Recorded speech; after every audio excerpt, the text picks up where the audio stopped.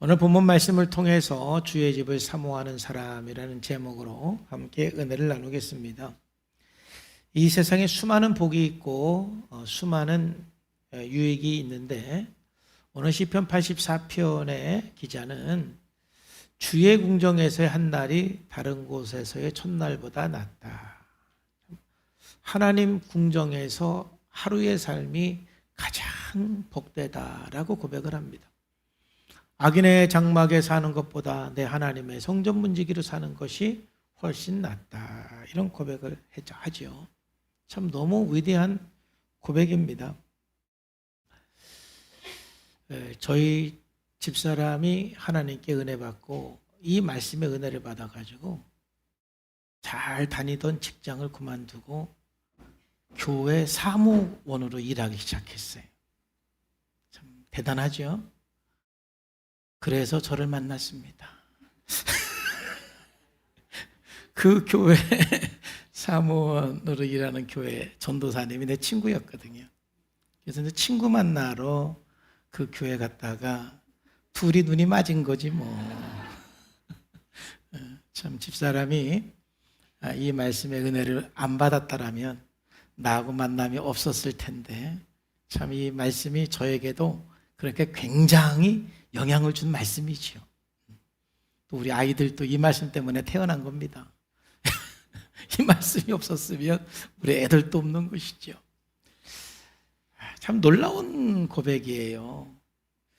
그래서 정말 우리가 이 고백이 위대하다라는 것은 뭐냐면은 이 고백에 내포되어 있는 뜻은 하나님 한 분이면 충분하다. 이 고백인 거예요.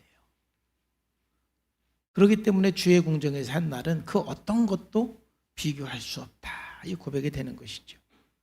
그래서 오늘 이 고백을 따라서 정말 하나님 한 분이면 충분하기 때문에 내가 날마다 주의 궁정을 사모하는 사람들은 어떤 삶을 사는가. 이 영성을 살펴보면서 우리도 동일한 고백을 하고 또 이 고백이 저의 고백, 여러분의 고백이 되기를 주 예수님의 이름으로 축복합니다.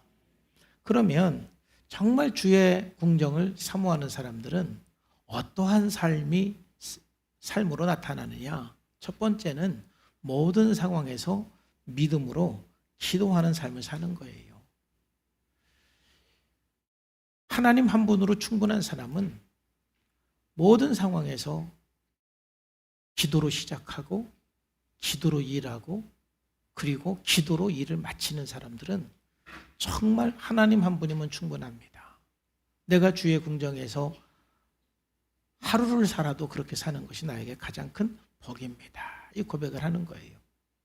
오늘 본문 8절에서 9절 말씀에 보면은 만군의 하나님 여호와여 내 기도를 들으소서 야곱의 하나님이여 귀를 기울이소서 우리 방패이신 하나님이여 주께서 기름 부으신 자의 얼굴을 살펴보옵소서. 이런 고백을 해요. 그러니까 여러분 이 고백은 항상 기도하는 사람, 모든 상황에서 기도하는 사람이 할 수 있는 고백이에요. 좀 더 구체적으로 좀 보면 만군의 하나님이여 그랬단 말이죠. 만군의 하나님이여 내 기도를 들으소서. 만군의 하나님이라는 뜻은 만군은 체바오토인데 바로 하늘과 땅을 다스리는 왕이라는 뜻입니다. 군대 장관이라는 뜻입니다. 이거 온 우주를 다스리는 전능자를 말하는 것입니다. 전쟁터의 사령관. 이 우주의 모든 것을 통치하시는 하나님 앞에 내 기도를 들으소서. 바로 이 하나님은 우주를 통치하시는 분이지만 그 하나님은 나의 이 작은 목소리도 외면하지 않고 들으시는 분이다. 이 고백인 것입니다. 여러분 그러므로 우리가 담대하게 하나님 앞에 나갈 수가 있어요. 나는 할 수 없지만 하나님은 하실 수 있습니다. 왜냐하면 하나님은 만군의 여호와 하나님이시기 때문에 그래요. 모든 우주 만물을 통치하시고 다스리시는 하나님이기 때문에 그렇습니다. 나는 어떤 환경도 내가 바꿀 수가 없습니다. 그 환경 속에서 내가 할 수 있는 게 아무것도 없다 할지라도 그런 상황 속에서 우리는 하나님 앞에 기도하면서 만군의 하나님 여호와여 내 기도를 들어 주옵소서. 이 고백을 할 수가 있는 거예요. 그다음에 두 번째로 야곱의 하나님이여 귀를 기울이소서 그래. 그럼 여기서 야곱의 하나님은 어떤 의미가 있느냐면은 하나님은 아브라함의 하나님, 이삭의 하나님, 야곱의 하나님이라고 할 때는 바로 하나님께서 먼저 아브라함, 이삭, 야곱에게 약속을 하셨어요. 언약을 베풀어 주셨어요. 그리고 그 언약대로 이루어 가시는 신실하신 하나님, 변함이 없으시는 하나님, 반드시 그 약속을 이루시는 그 하나님. 야곱이 삼촌 라반 집을 향해서 피신을 할 때 베델에서 하나님께서 야곱을 만나서 야곱에게 말씀하셨어요. 반드시 내가 너를 너의 고향 땅으로 돌아오게 할 것이다. 하나님은 야곱에게 한 그 언약의 말씀을 이루어 주셨어요. 그러니까 야곱의 하나님 이렇게 부르는 것은 무엇이냐면은 언약을 이루시는 신실하신 하나님을 바라보면서 기도하는 것입니다. 우리가 기도하는 것은 막연한 나의 소원을 아뢰는 것이 아니라 말씀과 약속의 근거에서 반드시 신실하게 이루실 하나님을 바라보면서 기도하는 것입니다. 그래서 항상 말씀을 근거해서 기도하는 사람들은 야곱의 하나님이여 내 기도를 들어주소서 고백할 수가 있는 것이고 그 믿음, 그 확신을 가지고 살아갈 수가 있는 거예요. 항상 약속의 말씀 붙들고 기도하는 사람이 할 수 있는 고백인 것입니다. 세 번째는 우리의 방패이신 하나님이여 그랬잖아요. 여러분, 방패는 우리를 보호해 줄 뿐만이 아니라 또 공격무기이기도 합니다. 하나님은 모든 위험으로부터 우리를 지켜주시고 또 원수 마귀를 물리쳐 주시는 분이 우리 하나님이세요. 기도하는 사람은 늘 이 하나님을 경험을 하기 때문에 그 하나님 앞에 우리의 방패이신 하나님이여 기름 부은 받은 자의 얼굴을 보살펴 주옵소서 이렇게 기도하는 거예요. 주의 궁정을 정말로 사모하는 사람은요 항상 기도하는 삶을 살게 돼 있는 것입니다. 사랑하는 성도 여러분, 정말 우리는 기도하는 삶이 필요한 거예요. 우리 대한민국의 기도 역사를 보면 하나님 앞에서 계속 성장하고 부흥하고 좋은 점으로 발전하는 영역도 상당히 많이 있지만 아마 많은 사람들이 아쉬워하는 한 가지 영역은 기도의 영성이 예전보다 많이 약해졌다. 이 부분을 많이 아쉬워들 하고 있습니다. 제가 봐도 제가 학생 때 교회를 다닐 때 교회가 기도하는 그 분위기, 그리고 또 제가 청년 때 신앙생활하면서 기도했던 그 교회 분위기를 제가 경험을 했기 때문에 그때 분위기보다는 지금도 열심히 기도는 하기는 하지만은 그때 분위기만큼은 조금 못 미치는 그런 부분들이 있습니다. 인정할 수밖에 없는 것이죠. 그러나 우리가 신앙생활하면서 기도는 아무리 강조해도 지나치지 않는 것이고 여러분들이 기도를 얼만큼 많은 양을 하느냐보다 더 중요한 것은 여러분들이 기도하는 정해놓은 시간이 있느냐 없느냐 이게 중요한 거예요. 왜냐하면 정해진 기도 시간이 없는 사람들은 일관되게 기도하는 것이 쉽지 않습니다. 적어도 나는 몇 시는 내 기도 시간이야. 근데 제가 경험적으로 보면은 꾸준하게 지킬 수 있는 기도 시간은 일어나자마자 또는 새벽 기도가 제일 좋습니다. 저도 여러 가지로 기도 시간을 정해서 기도해 봤지만 이렇게 아침 식사 후에 기도하는 것 또는 오후에 기도하는 것 그렇게 시간을 정해놓으면 정해놓고 며칠은 하지만 한 번 리듬이 깨지면 그 약속을 지키지 못하는 저의 모습을 보게 돼요. 그러니까 여러분들이 정말 기도하는 사람이 되려면 일어나자마자 또는 새벽에 여러분들이 반드시 짧든 길든 기도하는 시간을 정해놓으시기를 주님의 이름으로 축복합니다. 그래 오늘 시편 84편에 이 고백이 우리의 고백이 되어질 수가 있는 거예요. 여러분 다니엘도 기도하는 시간이 있었던 사람이에요. 다니엘이 이 조서에 왕의 도장이 찍힌 것을 알고도 자기 집에 돌아가서는 윗방에 올라가 예루살렘으로 향한 창문을 열고 전에 하던 대로 하루에 3번씩 무릎 꿇고 기도하며 그의 하나님께 감사하였더라. 3번을 시간을 정해놓고 기도했으니 참 우리가 이런 영성을 본받아야 돼요. 정해놓은 시간 속에서 하나님 앞에 기도했어요. 근데 이제 어떤 상황이 됐느냐? 왕이 조서에 도장을 찍었습니다. 어떤 도장이냐면은 이제 하나님을 섬기고 하나님 앞에 기도하면 사자굴에 던져 넣는다라는 그 조서에 왕이 도장을 찍었다 이 말이죠. 쉽게 말해서 그 법이 통과가 된 것이지요. 이제 누구든지 하나님 앞에 기도하면 사자굴 속에 들어가는 그런 일을 당할 수밖에 없는 상황입니다. 그런데 다니엘은 그런 왕의 법보다도 전능하신 하나님, 언약의 신실하신 하나님, 그리고 나의 방패이신 주님을 신뢰하면서 항상 정해진 그 시간에 기도하는 것을 멈추지 않고 기도했던 사람이에요. 이렇게 기도하는 사람이 주의 궁정에서 한 날이 다른 곳에서 첫날보다 낫다 이 고백을 할 수 있는 것이고, 하나님 한 분이면 충분하다 이 고백을 할 수가 있는 것이에요. 여러분, 기도하면은 E.M. 바운주가 가장 유명한 기도에 관해서 책을 쓰신 분이에요. 기도 영성이 아마 지금까지 가장 훌륭한 분 중에 한 분이에요. 그 E.M. 바운주가 기도를 어떻게 정의를 했느냐면은 기도는 우리의 힘이 아니라 전능하신 하나님의 능력을 당겨오는 줄이다 이렇게 말을 해요. 이 놀라운 고백이고 놀라운 정의인 것입니다. 정말 오랫동안 기도하면서 또 기도를 연구하면서 기도를 경험하면서 기도는 전능하신 하나님의 능력을 당겨오는 줄이 바로 기도이다. 사랑하는 성도 여러분, 그러므로 우리가 이 시대 속에서 신앙생활하면서 정말 놓치지 말아야 되는 것은 기도입니다. 여러분, 기도로 하루를 시작하시기를 주님의 이름으로 축복합니다.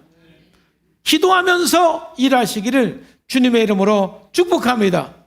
하루를 기도로 마치기를 주님의 이름으로 축복합니다. 기도가 없는 삶은 하나님의 능력을 당겨올 수가 없는 것입니다. 기도 없이 사는 것은 그저 자기 힘으로 사는 것뿐입니다. 하나님 앞에 꾸준하게 드리는 기도를 하게 되면 오늘 시편 84편 기자가 고백한 것처럼 어느 날 저와 여러분들도 다른 곳에서의 첫날보다 하나님의 궁정에서 한 날이 낫습니다. 저는 하나님만 있으면 괜찮습니다. 여호와는 나의 목자시니 내가 부족함이 없습니다. 이 고백을 할 수가 있는 거예요. 기도가 회복되기를 주 예수님의 이름으로 축복합니다. 두 번째로 정말로 하나님의 궁정을 사모하는 사람은 어떤 삶이냐 하면은 바로 인격적인 하나님을 아주 진하게 경험한 사람이에요. 저는 10절을 묵상하면서 이걸 한마디로 어떻게 정의할까 오랫동안 묵상하고 생각을 했어요. 마지막 생각하고 깨달은 이렇게 내린 결론은 인격적인 하나님을 진하게 경험한 사람이다. 오늘 10절 말씀에 이런 고백을 했잖아요. 주의 궁정에서의 한 날이 다른 곳에서의 첫날보다 나은즉 악인의 장막에서 사는 것보다 내 하나님의 성전 문지기로 사는 것이 좋습니다. 고백하는 것. 여러분, 이 고백은 아무나 할 수 있는 고백이 아니에요. 이스라엘 백성들이 홍해를 건너는 역사상 그 누구도 경험해보지 못한 초자연적인 역사를 경험을 했습니다. 그리고 날마다 하나님께서 내려주시는 만나를 먹는 그런 경험을 하고 있습니다. 그리고 낮에는 구름 기둥으로, 밤에는 불 기둥으로 하나님께서 지켜주시는 것을 경험하고 있습니다. 그럼에도 불구하고 그들은 이러한 고백을 하지는 못했습니다. 여러분들이 잘 아는 것처럼 누가복음에 10명의 문둥병 나병 환자가 예수님으로부터 치유를 받았는데 치유받은 10명 중에 9명은 예수님 앞에 나오지를 않았습니다. 단 한 명만 예수님 앞에 나와서 무릎을 꿇고 경배하는 모습을 보게 되는 것입니다. 그러니까 우리 기독교 역사상 신앙생활하는 많은 사람들 중에 신앙생활하면서 초자연적인 역사를 많이 경험하고 또 치유를 경험하고 기적을 경험하는 수많은 역사가 있었지만은 그 경험한 사람들이 모두가 다 주의 궁정에서의 한 날이 다른 나라에서의 첫날보다 낫다라고 고백하지는 않았습니다. 그래서 저는 정말로 이 고백을 하는 사람은 누군가? 인격적인 그 하나님을 아주 진하게 매일매일 삶 속에서 굉장히 오랜 기간 동안 경험한 사람이 이 고백을 할 수 있는 것이다.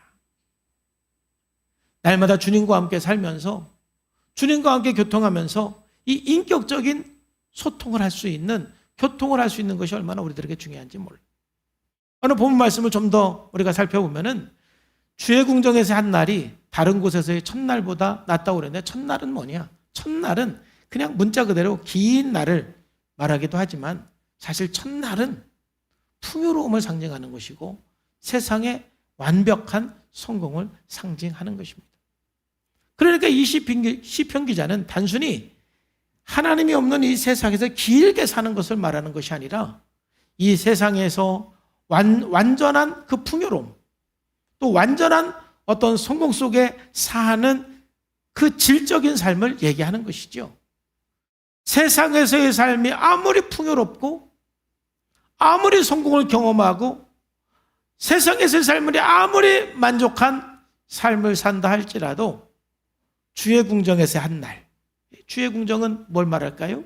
바로 주의 궁정은 하나님의 임재의 공간을 말하는 것입니다. 하나님의 임재를 경험하는 그 공간을 말하는 것이죠.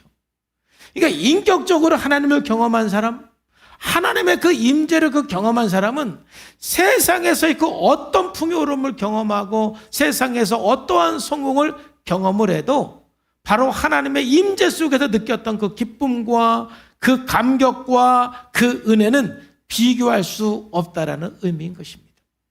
그러니까 이 시편 기자는 세상의 풍요로움이 소용이 없다라는 뜻은 결코 아닙니다.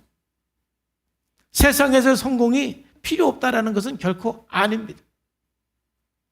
세상에서 어떤 풍요로움과 성공을 경험을 해도 그것이 하나님의 임재 속에서 경험한 그 기쁨과 감격과는 비교할 수 없다라는 그의 고백인 것입니다. 그래서 악인의 장막에서 사는 것보다 오히려 성전의 문지기로 사는 것이 훨씬 낫다라고 고백하는 것은 하나님의 임재 속에 사는 것보다 더 큰 삶의 의미와 감격과 기쁨은 없다. 이것은 이 시편 기자의 가치의 선언이고 무엇이 가장 소중하고 가치 있는지를 발견한 사람의 고백이라고 할 수가 있습니다. 그래서 예수님을 인격적으로 진하게 만난 사람은 100% 어떠한 특징이 있느냐면은 가치의 변화가 있습니다. 사도 바울도 그랬고 모든 예수 믿는 사람들이 예수님을 만난 후에 뭐가 변하느냐? 가치가 변하는 것입니다. 저도 신앙생활해 보니까 제 삶의 습관을 바꾸는 것은 신앙생활하면서 굉장히 오랜 기간 동안 투쟁을 해야 됩니다. 근데 가치가 바뀌는 것은 인격적인 하나님을 만남으로써 순식간에 바뀌는 경우들이 굉장히 많습니다. 물론 어떤 그 가치는 끈질기게 바꾸기 힘들었던 그런 가치들도 저에게 있었습니다. 그렇지만 거의 대부분의 가치는 예수님을 만나고 나서 굉장히 순식간에 바뀌었던 것이 저의 가치였습니다. 인격적으로 하나님을 만나서 이 가치가 바뀐 사람들은 예배 생활을 우선순위하고 헌금 생활을 우선순위하고 봉사 생활을 우선하고 전도의 삶에 우선순위를 두는 것에 전혀 갈등이 없습니다. 그런데 아직 가치가 안 바뀐 사람은 바로 이러한 예배 생활이나 헌금 생활이나 봉사 생활이나 전도하는 이러한 삶에 자꾸 갈등이 생기는 것입니다. 여러분들이 정말로 가치가 변했느냐 안 변했느냐, 이것이 뭐냐? 여러분들이 인격적인 하나님을 진하게 만났느냐 좀 덜 진하게 만났느냐, 여러분의 가치를 보면 알 수가 있는 것입니다. 저는 창조, 타락, 구속의 이 책 참 좋아해요. 이 월터스가 이 죄라는 것을 이렇게 정의를 했어요. 죄는 하나님의 창조 구조에서 방향을 왜곡시켜서 창조의 질서에서 일탈한 것이다. 그러니까 아담과 하와는 하나님께서 완벽하게 살 수 있는 그 창조 질서 에덴 동산을 허락해 주셨습니다. 그 에덴 동산을 이 월터스는 폼드라고 그런 거예요. 하나님이 완벽하게 살 수 있는 그 환경, 그 상황, 그 구조, 에덴 동산입니다. 그런데 아담과 하와가 하나님을 떠났습니다. 하나님과의 언약을 깨뜨렸습니다. 그럼으로써 그들은 하나님을 향한 방향성에서 사단을 향한 방향성으로 방향성이 왜곡이 되고 창조의 질서에서 일탈했습니다. 에덴 동산에서 쫓겨났습니다. 그 상태를 디폼드라고 용어를 정의를 했어요. 그러니까 지금 우리는 디폼드한 세상에 살고 있는 것입니다. 그렇기 때문에 우리가 신앙생활하면서 회복하는 것을 이 월터스는 리폼드라는 단어를 썼어요. 리폼드. 폼, 디폼, 리폼. 회복하는 것이다 말이죠. 구조를 회복하는 것이다. 방향성을 회복하는 것이다. 즉 가치를 회복하는 것이다라는 거예요. 이 세상은 끊임없이 하나님의 가치를 파괴시키는 데 있습니다. 그 대표적인 것이 바로 차별금지법인 것입니다. 차별금지법이 통과가 되면은 내가 남자이고 싶으면 남자가 되는 것이고 내가 여자이고 싶으면 여자가 되는 것입니다. 오늘 아침에 일어났더니 내가 왠지 여자 같습니다. 그러면 나는 여자다. 그럼 여자입니다. 여탕에 가도 됩니다. 근데 점심 먹고 나니까 그래도 내가 남자지. 그럼 난 남자가 되는 거예요. 여러분, 하나님은 남자와 여자를 창조했습니다. 남자와 여자가 아닌 존재는 없습니다. 이 세상의 가치는 이 창조의 구조에서 끊임없이 일탈하는 것이 타락한 세상이고 타락한 문화인 것입니다. 그 방향성을 왜곡시키는 것입니다. 하나님 한 분이면 전부입니다. 아마 에덴 동산에서 아담과 하와는 그렇게 고백을 했을 것입니다. 그러나 에덴 동산에서 쫓겨나고 나서는 하나님은 필요 없습니다. 이 세상이 전부입니다. 명예가 전부입니다. 이러한 가치를 가지고 살아가는데 그게 바로 창조 질서에서 일탈한 방향의 왜곡인 것입니다. 이런 디폼드한 세상 속에서 우리가 살다가 인격적인 하나님을 진하게 만나면 이 가치가 변화되고 바뀌게 되는 것입니다. 그럼 자연스럽게 성전에서의 한 날이 다른 곳에서 첫날보다 귀하다 고백하는 것이고 나는 하나님 한 분이면 충분하다 이런 고백을 하게 되는 것입니다. 여러분, 그 사도 바울도 에베소 교회를 위해서 간절히 기도했던 것은 바로 이러한 가치를 볼 수 있는 영적인 눈을 열어달라고 기도를 했어요. 그걸 보기 전에 우리가 솔로몬의 한번 보십시다. 솔로몬도 하나님의 뜻 안에서 성전을 건축하고 왕궁을 건축을 했는데 그 후에 완전히 방향성을 일탈했습니다.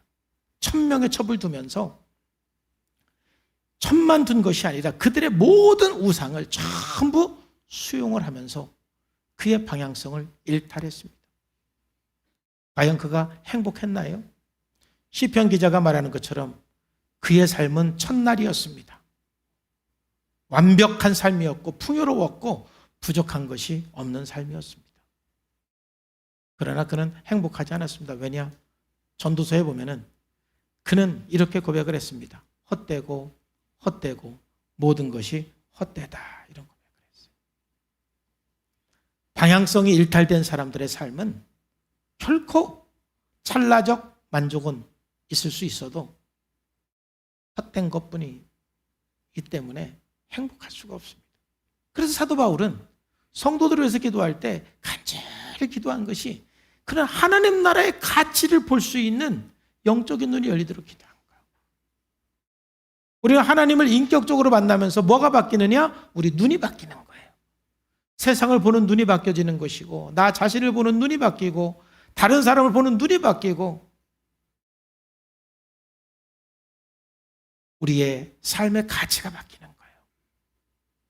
부르심의 소망이 무엇인지 알게 되는 것이고, 성도 안에서 그 기업의 영광의 풍성함이 무엇인지 정확하게 볼 수 있는, 내 인생에서 가장 소중한 가치가 무엇인지 알 수 있게 되는 것이죠. 그러니까 우리는 끊임없는 이 기도가 필요한 것입니다. 그래서 모세는 이걸 발견한 사람인 것이죠.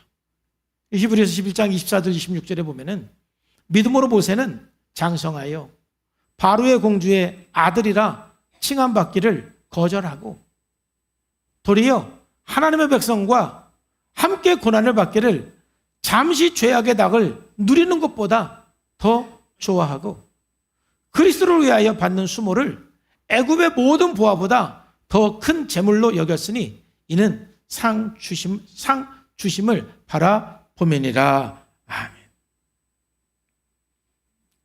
하나님과 함께하는 그 광야가 하나님 없는 왕궁보다 낫다라는 것입니다. 여러분도 이 고백에 동의하시나요? 100% 동의하시나요? 50% 동의하시나요? 아니면 머리로는 동의가 되는데 삶으로는 동의가 안 되는 불일치한 삶을 사는가요? 이 질문을 드리는 것은 제가 머리로는 동의가 되지만 삶으로 안 돼서 이 내용을 가지고 기도를 많이 했기 때문에 그런 것입니다. 제 머리로는 하나님 한 분이면 충분합니다. 동의가 되는데, 이해가 되는데, 그게 무슨 말인지는 알겠는데 내 삶에서는 안 그런 거예요. 하나님 말고도 필요한 게 너무 많은 거예요. 그래서 하나님, 제 신앙 고백과 내 삶이 일치가 될 수 있도록 하나님 한 분이면 충분합니다. 이 고백이 생각이 아닌 내 삶에서 이루어질 수 있도록 해달라고 정말 제가 오랫동안 기도했어요.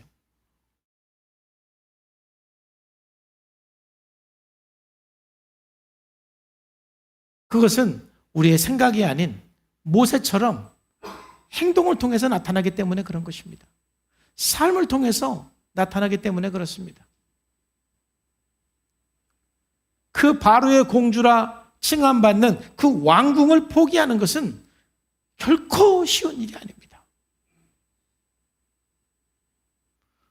더 좋은 곳을 가기 위해서 포기한 것이 아니라 오히려 하나님 백성과 함께 고난받기 위해서 그 왕궁을 포기하는 것은 불가능한 일입니다. 그러나 바울도 그랬고 모세도 그랬고 동일하게 하나님 백성과 함께 고난받는 걸 위해서 본인이 누릴 수 있는 세상의 첫날을 다 포기했던 것이 바로 모세이고 바울의 삶이었습니다. 하나님을 인격적으로 진하게 만난 사람은 분명한 가치의 변화가 있는 거예요. 그리고 우리가 바른 방향을 향해서 하나님 그 구조 폼들을 향해서 리폼들을 향해서 가게 되는 그 자체가 축복이고 행복인 걸 깨달으시기를 주 예수님의 이름으로 축복합니다. 먼저 그의 나라와 그의 의를 구하고 하나님 나라를 인생의 최우선순위로 삼는 그 가치를 가지고 살면서 하나님, 내가 다른 곳에서 첫날보다 하나님의 궁정에서의 한 날이 낫습니다. 이 고백이 저와 여러분의 고백이 되기를 주 예수님의 이름으로 축복합니다. 마지막으로 오늘 주의 집을 사모하는 사람의 삶의 특징, 영성은 뭐냐면은 하나님의 선하심을 100% 신뢰하는 거예요. 이것도 우리가 평생 신앙생활하면서 연단받고 훈련해야 되는 영역인 것입니다. 오늘 11절과 12절에 보면은 여호와 하나님은 해요 방패시라 여호와께서 은혜와 영화를 주시며 정직하게 행하는 자에게 좋은 것을 아끼지 아니하실 것임이니이다. 만군의 여호와여 주께 의지하는 자는 복이 있나이다. 온전히 하나님을 신뢰하는 사람, 온전히 하나님을 의지하는 사람에게 복이 있다라고 고백을 하는 것입니다. 왜냐? 하나님은 우리의 해이고 하나님은 우리의 방패이고 하나님께서 그를 신뢰하는 자에게 좋은 것을 아끼지 아니하시고 주시는 분이기 때문에 그렇습니다. 여기서 해라는 것은 무엇일까요? 해라는 것은 바로 생명의 근원이고 축복의 근원이고 기쁨의 근원인 것입니다. 여러분, 우리 모든 생명체는 태양이 없으면, 햇빛이 없으면 살 수가 없습니다. 다 죽습니다. 그래서 해는 모든 생명의 근원이며 축복의 근원인 것입니다. 하나님의 해라고 말하는 것은 하나님이 우리의 생명의 근원이고 하나님은 우리의 축복의 근원이며 하나님은 우리의 모든 근원이 되기 때문에 그 하나님을 바라보고 하나님을 의지하는 것이 복이다라고 말하는 거예요. 두 번째 방패는 아까 말씀드렸지만은 바로 방패는 우리를 보호하는 것입니다. 인생의 위기에 피난처가 되는 것이 우리의 방패가 되는 것이죠. 나를 지켜줄 수 있는 분은 하나님이십니다. 나의 피난처가 되시는 분은 오직 하나님이십니다. 그러므로 우리가 하나님을 의지하는 자가 복이단 말이죠.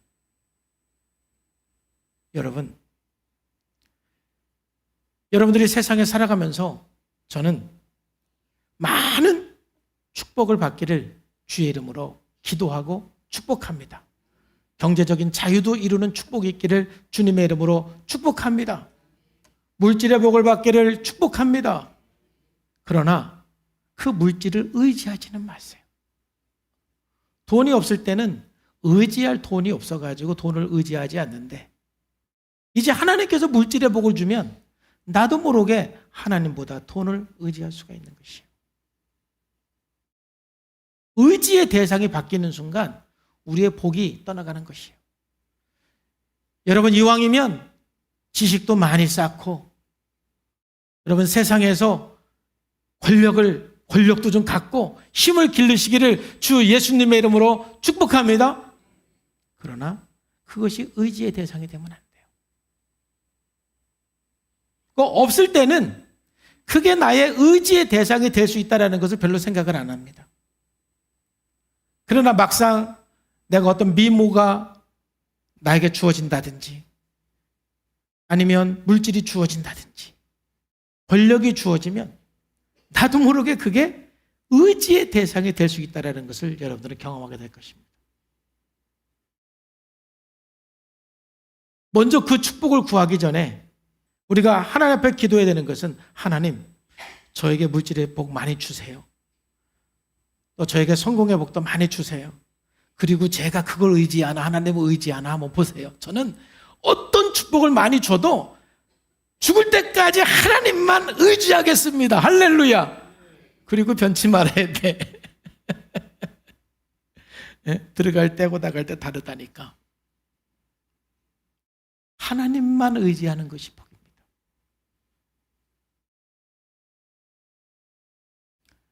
이 하나님만 의지하기까지 참 아브라함도 많은 연단을 받았어요.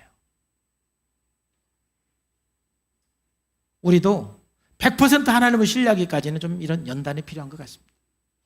창세기 12장에서 하나님의 부름을 받고 순종을 하기 시작을 합니다. 얼마나 위대하고 감사한 삶인지 몰라요. 그런데 창세기 12장부터 22장 그 안에 있는 말씀들은 아브라함이 어떤 삶이냐면은 하나님을 신뢰하는 삶과 의심하는 삶이 반복되는 삶입니다. 이게 바로 우리들의 삶이에요. 여러분들이 하나님을 신뢰하는 삶을 살지 않는 건 아니에요. 여러분들은 분명히 하나님을 신뢰합니다. 여러분들은 분명히 하나님을 의지합니다. 근데 또 어느 순간에는 하나님을 신뢰하지 않습니다. 하나님을 불신하고 의심합니다. 하나님을 신뢰하는 삶과 의심하는 삶이 나도 모르게 왔다 갔다 합니다. 어느 날은 하나님을 의지했다가 어느 날은 하나님을 의지하지 않았다가 왔다 갔다 하는 삶을 살게 되는 것이죠. 그러다가 이 아브라함도 그렇게 삶을 살면서 약 25년간의 삶을 그렇게 살았어요. 그 이상의 그런 삶을 살다가 어느 날 하나님께서 내 독자 이삭을 바치라 이 명령에 순종한 것이 22장인데 이 22장의 사건을 통해서 아브라함은 이제 100% 하나님을 신뢰하는 삶으로 인정을 받은 것입니다. 12장에서 22장까지 오랜 세월이 지난 거예요. 그래서 22장에서 하나님께서 아브라함에게 뭐라고 말씀했습니까? 내가 내 아들 내 독자까지도 내게 아끼지 아니하였으니 내가 이제야 내가 하나님을 경외하는 줄 알았노라. 그러니까 여기서 하나님을 경외한다는 뜻은 하나님을 100% 신뢰한다는 뜻이죠. 하나님을 100% 의지한다는 뜻이죠. 창세기 22장에서 하나님께서 도저히 순종할 수 없는 말씀을 아브라함에게 던졌어요. 내 독자 이삭을 내게 번제로 드려라. 근데 히브리서 11장에 보면 아브라함이 그 다음날 새벽에 일어나서 하나님 말씀에 순종을 했는데 그 순종하게 된 이유는 뭐냐면은 하나님께서 다시 살리실 것을 믿었기 때문에 순종했다라는 말씀이 나오죠. 그 말은 뭐냐? 100% 하나님을 신뢰했기 때문에 순종했다라는 것입니다. 그럼으로써 아브라함이 받은 은혜와 복이 무엇입니까? 바로 여기에서 우리가 잘 아는 여호와 이레의 하나님, 더 좋은 것을 준비해서 우리들에게 주시는 그 하나님을 아브라함이 여기에서 경험하게 되는 것입니다. 여호와 이레 하나님을 경험하는 것은 이제 우리가 하나님을 온전히 신뢰했을 때 경험되어지는 축복이 여호와 이레 하나님인 것입니다. 그래서 오늘 본문 말씀에서 하나님은 우리의 해이고 하나님은 우리의 방패이시기 때문에 의심하지 말고 두려워하지 말고 하나님을 100% 신뢰하는 것이 복이다. 하나님을 100% 의지하는 것이 복이다 라고 말씀하시는 것입니다. 사랑하는 성도 여러분, 정말 우리들도 왔다 갔다 하는 그 상황 속이지만 끊임없이 하나님 앞에 기도해야 되는 것은 뭐냐면은 하나님을 100% 의지하는 삶으로 나가시기를 주 예수님의 이름으로 축복합니다. 그럴 때 정말 우리도 오늘 시편 84편에 이 기자가 고백하는 것처럼 여호와의 궁정에서의 한 날이 세상 그 어떤 곳에서 첫날보다 더 낫습니다. 즉 하나님 한 분이면 충분합니다. 이 고백을 하는 거예요. 하나님 한 분이면 충분합니다. 이 고백을 하는 사람은 기도하는 삶, 인격적인 하나님과 교통하는 삶, 신뢰하는 사람이 온전히 지금 이루어져서 그 삶을 살고 있는 삶이에요. 그 영성을 갖고 사는 사람이에요. 그러니까 반대로 우리는 아직 내가 하나님 한 분이면 충분합니다. 이것이 내 머리로는 동의가 되지만 내 삶 속에서는 아직 한 60% 나타나고 한 40% 나타나고 한 10% 나타난다라면은 우리는 역으로 더 기도하는 삶을 훈련하고 인격적인 하나님과 교통하는 삶을 훈련하고 하나님을 100% 신뢰하는 삶을 훈련을 할 때 어느 날 이 머리로만 인정이 됐던 이 말씀이 이제 내 삶으로 고백이 되는 그 날이 될 줄로 믿습니다. 정말 하나님의 임재가 경험되는 그 삶보다 더 큰 기쁨, 더 큰 만족, 더 큰 축복은 존재하지 않습니다. 하나님 한 분이면 충분합니다. 하나님의 궁정에서 한 날이 다른 곳의 첫날보다 훨씬 낫습니다. 이 고백이 여러분의 고백이 되기를 주 예수님의 이름으로 축복합니다. 기도하겠습니다. 하나님 아버지 감사합니다. 오늘도 주님께서 말씀하시고 은혜 주셔서 감사합니다.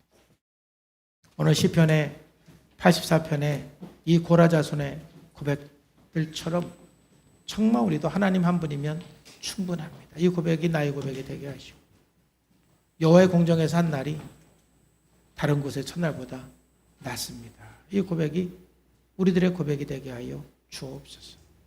우리 영적인 눈이 열려서 그 영광을 볼 수 있게 하여 주옵소서.